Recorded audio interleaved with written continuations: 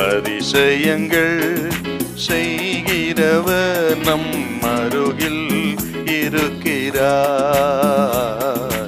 அற்புதங்கள் செய்கிறவர் என்றும் நமக்குள் வசிக்கிறார்.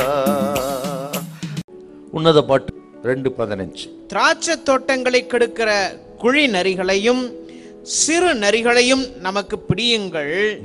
நம்முடைய திராட்சை தோட்டங்கள் பூவும் பிஞ்சுமா இருக்கிறதே. இப்போ சூலமத்தி பாடுறா, அவதான் அந்த தோட்டத்தை பராமரிக்கிறா. அந்த வேலையை தான் சகோதரர் கொடுத்துருக்குறாங்க. அந்த நேரத்தில் தான் சாலமோனை சந்திக்கிறார்.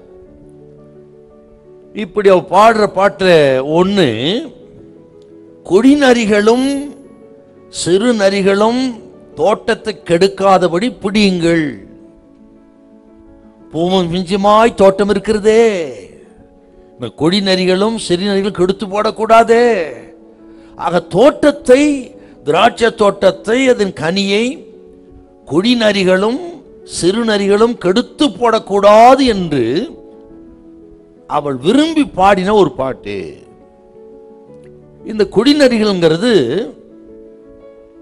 பலஸ்தீனா தேசத்துல ஏராளமா இருந்திருக்கிறது.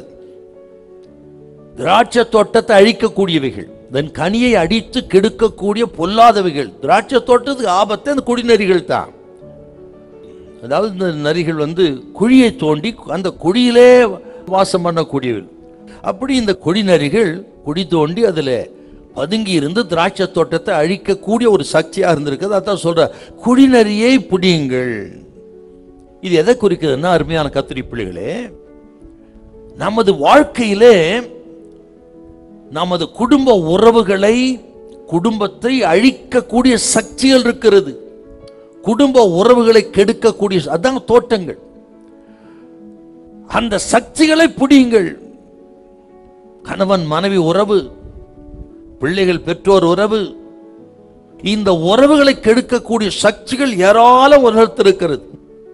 நீ நிறைய பிரச்சனை பாருங்க, என்னன்னா மிஸ் அண்டர்ஸ்டாண்டிங். இதெல்லாம் ஒரு குடிநரி. இதெல்லாம் பேசி சரி பண்ணணும். ஜெபம் பண்ணி தேவ பிள்ளைகள் சரி பண்ணணும். தேவ சமூகத்துக்கு வரணும். ஆண்டவரை நம்பணும், ஆண்டவரை நாடணும்.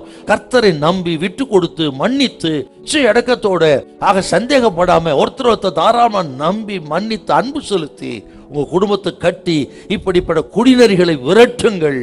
இந்த காக்கிற அருமையான கத்திரி பிள்ளைகளே, உங்க குடும்பத்துல என்னென்ன குடிநீர் இருக்குன்னு உங்களுக்கு தான் தெரியும். அதை இன்றைக்கு விரட்டுங்க. இயேசு நாமத்தில் சொல்லி ஜெபம் பண்ணி, ஆக விசுவாசத்தோட ஆண்டவர் சார்ந்து விரட்டுங்கள். உங்க குடும்பம் நல்ல தோட்டமா இருக்கும். ஹல்லேலூயா, ஹல்லேலூயா.